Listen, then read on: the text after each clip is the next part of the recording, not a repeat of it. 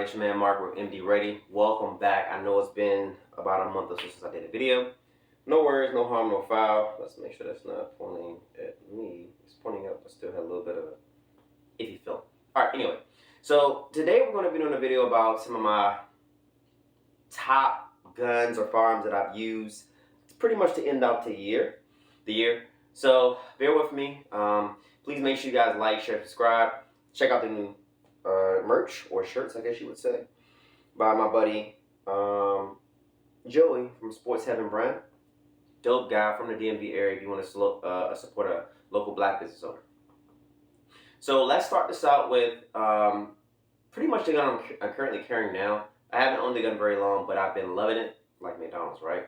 Again, make sure you guys like, share, subscribe. If you need firearm consultation, you need an instructor in the DC, Maryland, Virginia area, I'll come to you. We'll make it happen. Best believe I'll make sure you get certified. And if it's not a certification or a state that I am qualified to teach or get you right in, I got somebody who can. All right, so the first gun is going to be a Glock 21 Gen 5, 45 of course. And I've been carrying this gun, so it is hot and ready to go. All right. It is the MOS because they only make it in MOS, so you know it is what it is. But I love this gun. I find myself shooting it every so often at the range. What else you want to shoot? I'm just joking.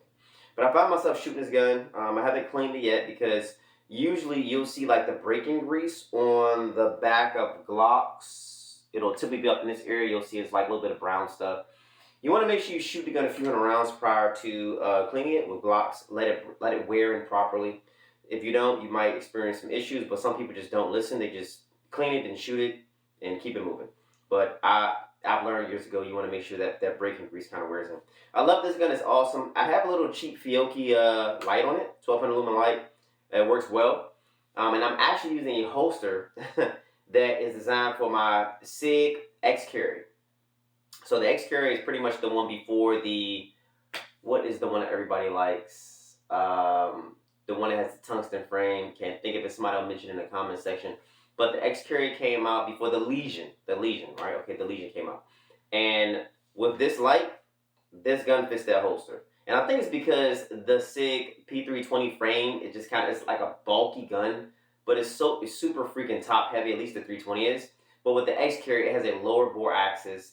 And just know anyway that this gun light combination fits that holster. It's carbon fiber holster I'm wearing it right now. So I'm going to put this back where it was supposed to be in the first place. Alright. With that being said, the next one I'm going to show you all is an AR pattern firearm that I've typically been shooting or carrying quite a bit. And it's in its actual form. There's anything in the chamber, but I'll drop the mag. I keep a 20 round mag because I want to keep it in a nice tight compact area. These are 45 grain Hornady varmint rounds, 5.56 of course. This is an SLR upper. You've seen this gun. This has a minimalist look to it. It has a Holosun optic with a solar panel on top. 1000 lumen light. Front sight, no rear sight because you can actually use the window of your optic and focus on the front sight in order to have a good sight picture. I have a Infinite Solutions blast can device on there. Underneath of it is a 3-prong muzzle device in case you want to put 1316 pattern suppressor on there. Or blast can, whatever works for you. Angled vertical grip, angled foregrip. Almost messed up. Angled foregrip. I have a nice mount for the light. Okay, that keeps nice and tucked and close.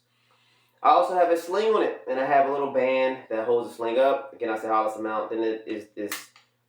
What is this? This is a Radian charging handle and an SP3 brace.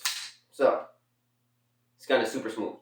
And it's on a lower that I have for some time. This is a standard Anderson lower that has the Punisher emblem on the side. I love it. This gun shoots really, really smooth. And it is a well-gassed upper. So that's why I revert to it quite a bit. Put my 20 round magazine back in it. And it's on safe. This gun is pretty dope. I love it. The next one is going to be... let's go to something the students like. We're going to go to two guns they tend to like. I found that quite a bit of my students, they are they love the Smith & Wesson M&P. I think it's because the way the grip angle is and the stippling one. The stippling one is not too much. It's like some light texture skateboard tape. It has iron sights that are easy to see. The gun is not hard to rack because it has these reverse fish scales on the back. So students tend to love that. And the trigger. The trigger is nice. It has a really nice trigger on it. It has that weird trigger shoe, but as you get the newer versions, they have more of the Glock style trigger.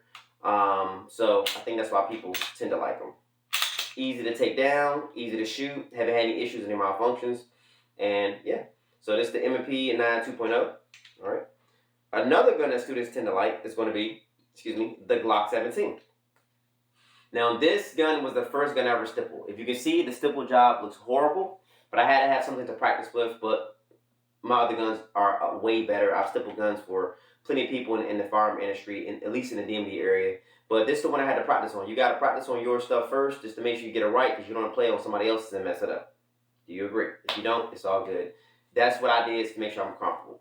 So this is a Gen 3 Glock 17. I shaved off finger grooves, did some extra stippling, did a trigger undercut, and also I did a double trigger undercut actually. And students are able to grip onto this gun very well. The trigger feels really nice because it's been worn in so much. So this gun probably gets over, what, 2,000-3,000 rounds a year in it just from the students.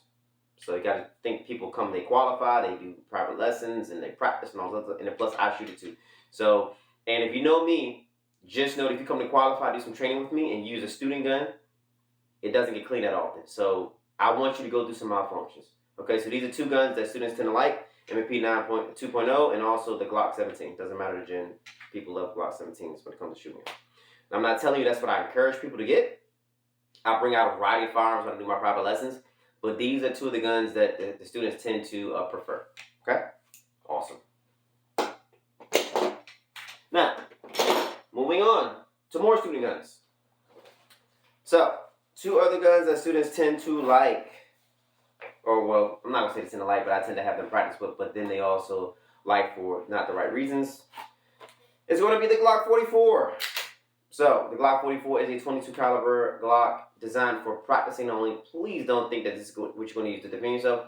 Now, 22 has killed some people, but I'm not going to bet my life to somebody who is hopped up on drugs or just really pissed off and has it's prey driven. I don't want that.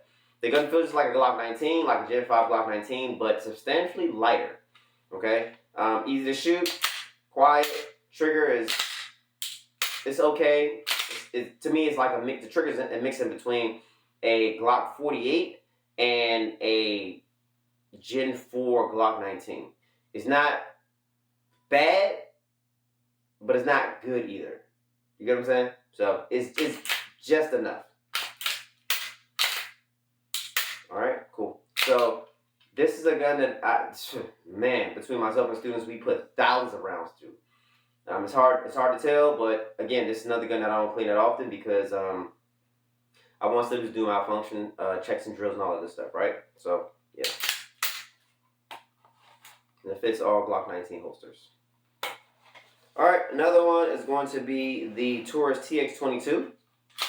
Unfortunately, I have the one with the manual safety, but I never engage it. This gun is nice. When you clean it, field strip clean it is pretty nice, but when you go to take out the striker assembly, you got to be really careful because it's easy to lose the components. This gun has a really nice trigger, a very nice trigger. It's super light.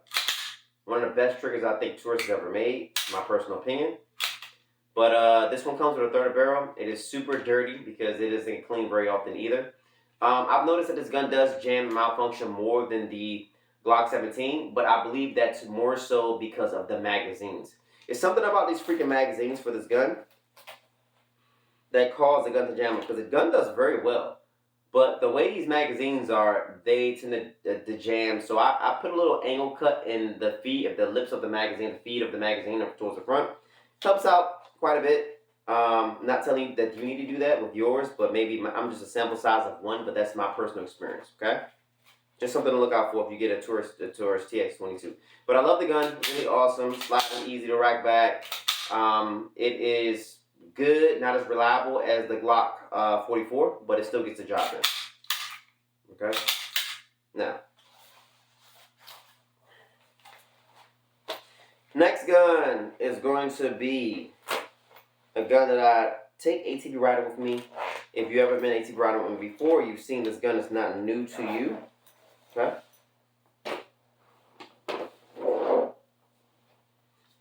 This is the Freedom Ordnance FX9. Some people may say, well, why do you have it set up like that? I have it set up like this because it works for me. You see it's very dusty. The reason it's dusty is because it travels like this in a backpack, well, inside of a bag, typically like this, because the optic is pretty much ready to go. Hit the wrong thing. There you go. All right, so I took a piece of tie down from my that I use for my trailer and other stuff in my truck because I snapped one of the tie downs. So I said, you know what, we're gonna turn it into a sling. That's why it's yellow. I mean orange. It's also orange because in the event that I'm in the woods and I drop it, it's gonna be easy to see and find. Because the whole gun is black, and if you're under stress, duress, pressure, you drop this gun, even though you shouldn't drop it, but it is possible it can happen. I want to be able to quickly identify and find the gun. So you see that the sling band is blue, the whole gun is black with the desert color sights, and that's pretty much it. It has a green light because just the extra light that I had. Also, too, green is going to cast a certain shadow, so it is what it is. Besides that, you see that I do have additional magazine, and you may say, well, why do you just have a 17 round mag with solids? I have a 17 round magazine because it keeps it from being too big. I don't want anything sticking out past the handle because the bag I have in is a very minimalist bag. Then I have hollow points up here. It's a 17 round magazine with a 2 round base plate extension. Let's go and lock it back to the rear. The only thing I don't like about this gun, the FX9, is the fact it has a proprietary charging handle, right? So if something happens, I have to get this charging handle. I can't just do like an AR-15 charger. It's not going to work because of design. I don't know why they did that, but it is what it is. So it's an 8 1/4 inch barrel. Most people, they know that when it comes to 9mm, a 16-inch barrel, you get to the point of diminishing return once you get past 11 inches, right? So typically the sweet spot for a subgun, 9mm subgun, is going to be between 9 to 11 inches. So 8 1/4, I'm still maximizing that the cartridge, burning all that powder, but I'm not to the point where I'm above that 11 inch where it's like, okay, we're going to gain some power, but you're not really gaining that much for the barrel length. You get it? So look up the point of diminishing return if you can. Get a better understanding of that. I have I don't know what type of optic this is. Bushnell style optic, but it's been on it for so long it works well. Yeah, it works. Nice and bright. We're good to go. And standard CAC blade brace. I didn't and just A2 grip. Nothing fancy. The trigger on this thing is super dope. Like, yeah, it's got a nice.